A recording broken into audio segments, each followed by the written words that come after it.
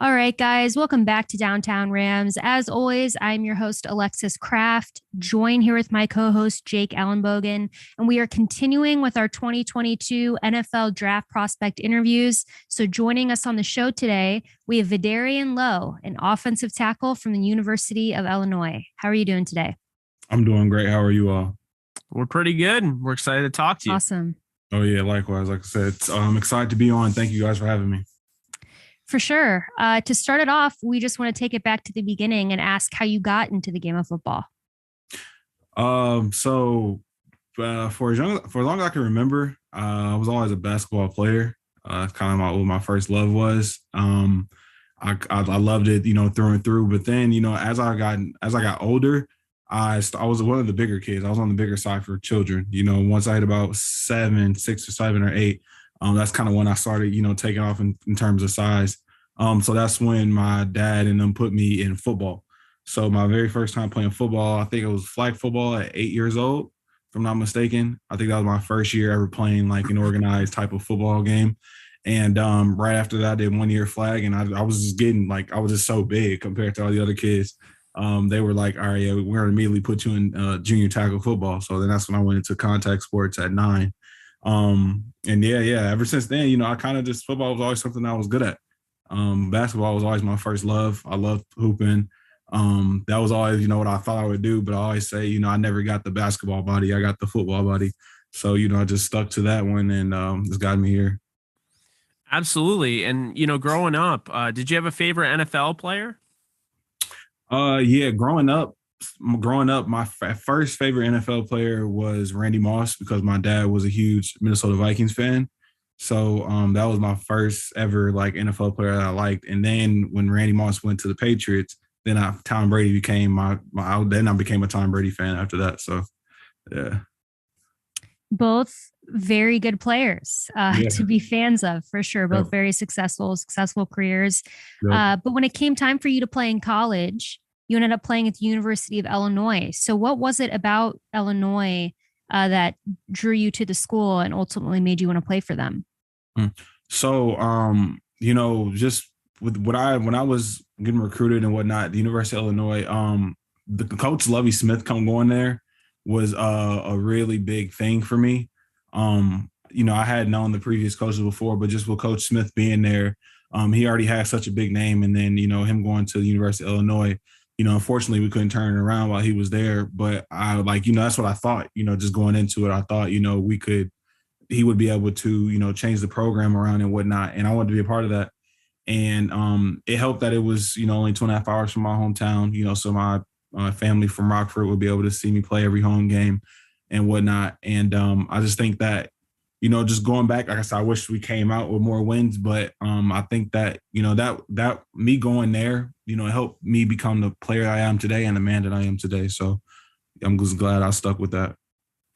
Yeah, absolutely. And now, Vederian, what would be, if you had to say, like, I was an incoming recruit, how would you pitch Illinois to me? If I had to pitch Illinois to you, I would say that Illinois is going to make you an outstanding young man as well as an outstanding football player. I think that with the academics that we have at the university and all the resources that we have at the university, our alumni, is spread far across the nation. I think that, there's an endless amount of opportunity, if you attend the University of Illinois. And I think that every person that attends the University of Illinois always comes out with a bunch of resources, tons of people that they know. And if you're a student athlete, then you come out, competing every year for something. We're always competing, no matter if it's football, basketball, whatever sport you play. Illinois is always going to be in competing contention for something. So I would say that definitely about anybody, recruit trying to come in.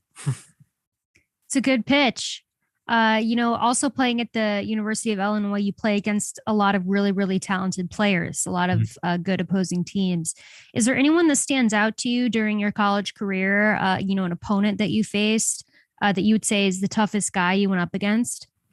I played a lot of great defensive ends in my time there. I think that the one guy or the one guy that gave me fits for every year that he was there that I played against him was AJ Epineza from Iowa. I played against him the first 3 years of our of college, and I think our freshman year I just had started playing that game out. He didn't play that much, but then my sophomore year he really did that to me my sophomore year. And then my junior year, I had to make sure that I came back and couldn't make what happened the previous year happen again. So, but he definitely 100% was probably the best player I played against over the consecutive years. Yeah, and going back to college, is there a game that stands out to you as the the favorite your favorite game that you played in? Mm-hmm. Oh yeah, definitely. Our win over Wisconsin in 2019, I think that game was 100% my favorite game, just because that was our first time. That was my first time beating a ranked opponent. It was at home. It was homecoming. Just the atmosphere after the game and whatnot. And that game turned like I think we ended up ripping off 4 straight wins after that game, and we went to a bowl. Like that season. So yeah, definitely the Wisconsin game, man. It was that comeback was, well, I don't even think did we come back? I don't think so. I just know it was a close game. We ended up winning by a late field goal. So that game was definitely wild, 100%. And it's cool that it was your homecoming game as well. Yeah. Yeah. Because those are always really fun to win. Yeah. But just looking at your position, offensive tackle, what would you say is the most important trait for an offensive tackle to have? For an offensive, I would say athleticism is probably the main thing. I think that just with the guys that we have to block, they're just getting bigger, stronger, and faster every single year. Like they're coming out running a DN just literally ran a 4.3. Like they're literally getting bigger, stronger, and faster every single year. And I think that in order for us to, continue to be 300 pounds, but still have to keep up with them in terms of athleticism and whatnot, we just have to, be able to have great feet, be able to just be athletic, be able to move, also be able to bend with them because, they can bend and get down low and make all these funky like body movements that help them get to the quarterback. So I think that that's probably the number one thing I would say. Absolutely. I mean, I can only imagine going against a guy that's literally, trying to run under a table essentially and trying to contort his body in a way that you didn't know a body could contort. Seen it a lot with Aaron Donald. And it's just different with him, even in the trenches. But talk about those crazy athletes like a Von Miller coming off the edge. I totally hear you there. With that being said, looking at your game, what would you say is your biggest strength? I would say my athleticism is my biggest strength. I think that my athletic ability keeps me in great position and whatnot. I can recover easily, I feel like, and also can get to the spots that I need to get to in order to execute the blocks. I think that that's just my number one ability, and that's what I've always just prided myself on, just trying to make sure that I'm ahead of the curve athletically, as well as working on other aspects of my game. But I think that that's my number one thing. Yeah. And, as the draft approaches, is there anything specifically that you've been working on improving? Just overall initial power in the run game and just trying to make sure that I have great I just want to be the anchor in the pass game and have the overall initial power in the run game. So I'm working on, my, just coming off my inside zone blocks, outside zone blocks, working on making sure that I have the weights on my insteps on my pass pro when I get to a certain point. Just little nuances like that, they go so far when you get to this point in the profession. I'm on the doorstep of the NFL, and now it's honing in on those little technique tweaks that I need to, get down so that I can be, I can perform well in the NFL. So that's really just those things are things that I'm really working on as we get closer to the draft. Now, as we get closer to the draft, is there any matchup that you're looking forward to? Maybe anybody that you want to go up against in the NFL? Yeah, man.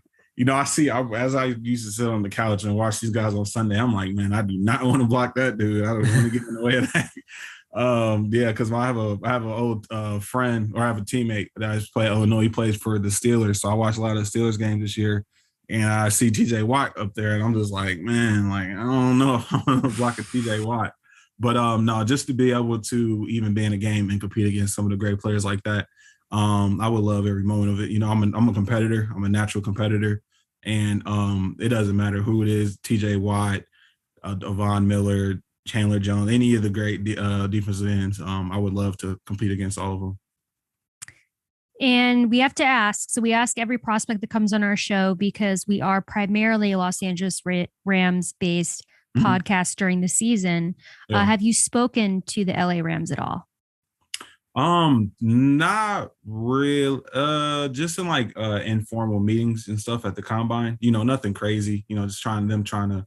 I feel like get their basic information on me. I think that's just the most I've spoken with the Rams on there. Hey, still counts. Right? Yeah. Still counts for something. Still counts. I'll never forget one guy that we interviewed after, everyone was with their teams after the NFL draft. And he's like, it was weird because the Rams never even really talked to me. They just got my information and they never had any sort of communication. Yeah. And then they were like the most interested at the end of the day. I was like, yeah, sometimes that's how it is, man. It's a game of chess, essentially, because, you make too much noise, the media picks up on it, and then they report it. And then all of a sudden now every team knows that's who you're looking at. So, yeah, I mean, we'll see in that regard. But I got to ask you, okay. Who is Vederian Lowe as a player, and who is he as a person? So Vederian Lowe as a player is a natural competitor. He's a guy whose focus is on trying to get better. Every single rep. I think that with the amount of playing time that I've had, the experiences that I've had. I've developed an edge. I developed a need to get better, and I developed a type of nasty attitude, over my game. So I would definitely say that. And just Vederian Lowe as a man, I would say reliable, consistent. I think that just with my life that I have going on, me being a dad, me being a husband, I pride myself on those things. You want to be consistent in your kids' life. You want to be a consistently, good husband. So. I like to make sure I'm reliable for my boys. I like to make sure that I can, I do any and everything that my family needs of me. So that's definitely what I would say about myself outside of football. Well, that's awesome. And we've really enjoyed talking to you. But before we let you go, we have some questions that we like to ask non-football related at the end, some recommendation questions. Okay. So if you could please recommend me a TV show, or recommend us, I should say, a TV show, an album, and then a snack. But the snack is for me. Yeah, because I always ask. That's all me because I love snacks. All right. Okay. If I had to recommend a TV show, you guys ever heard of Power? It's actually been one of the ones that have been recommended. Yeah. It's at the top of the list. Yeah, Power, all the little TV shows off of Power. I think that all of those are fire. Definitely got to get that one a shot. And then that's only if you want to like drama and like all that suspense stuff, whatnot. But if I had to recommend an album, definitely got to go with Drake, Certified Lover Boy, 100%. Good one. Straight bangers. And then if I had to recommend a snack, like chips or I just like snack. Like I ask everyone because I just like having a nice snack. Like if I'm watching Netflix or something. Yeah. Like just relaxing at night. I like to have cool snacks to eat. Oh, okay. If I had to give you one snack that I like to eat late, it's like trail mix with like M&Ms and like peanut butter balls and stuff. Yeah. I'm a big trail mix guy with they gotta have candy in it though.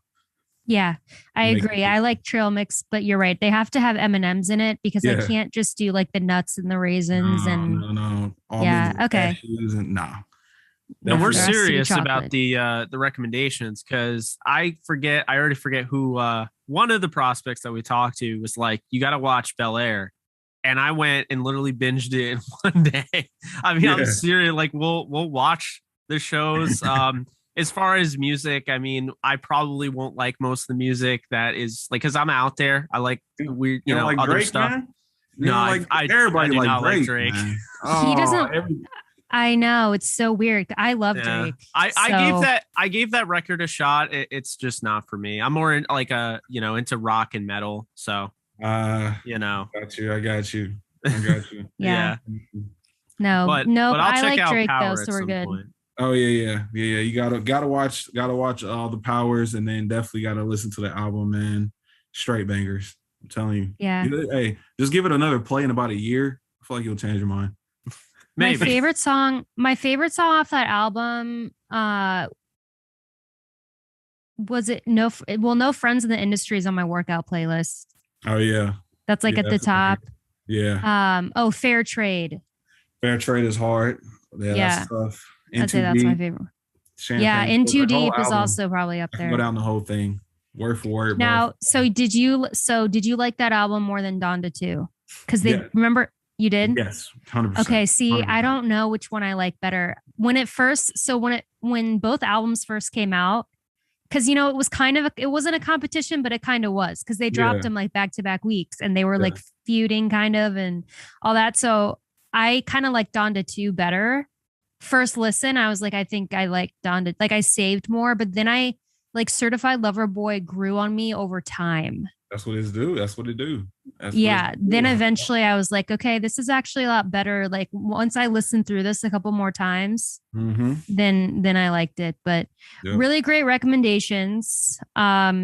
Definitely will check those out. And yeah, Power has been recommended a lot. It is at the top of our list to watch. We got to give him a recommended TV show at least. What y'all got? I've been saying Euphoria. Oh, okay. But like everyone is watching that. Not everyone, but I know that everyone's like says to watch Euphoria, but it really is good. It really, really is good. It's intense though. It's intense. It's like kind of dark. Is it? Yeah, it's very dark and very scandalous. And the both seasons are now all on HBO Max. So it's like a good show if you want to binge something over time that's like really crazy. Okay. And like you can't look away. Okay. But yeah. All right. Well, I'll give you a few. So have you ever had the Marvel? Have you ever seen the Marvel Netflix shows? Like Punisher, Daredevil. Yeah. I've seen those. Yep. Those are incredible, and they're also going to be on Disney Plus starting tomorrow. So if you do want to rewatch those are great. The other ones I would recommend, since you've already seen those, Barry on HBO Max, I'm blown away by. The next season 3 comes out in like 40 days. So that's great.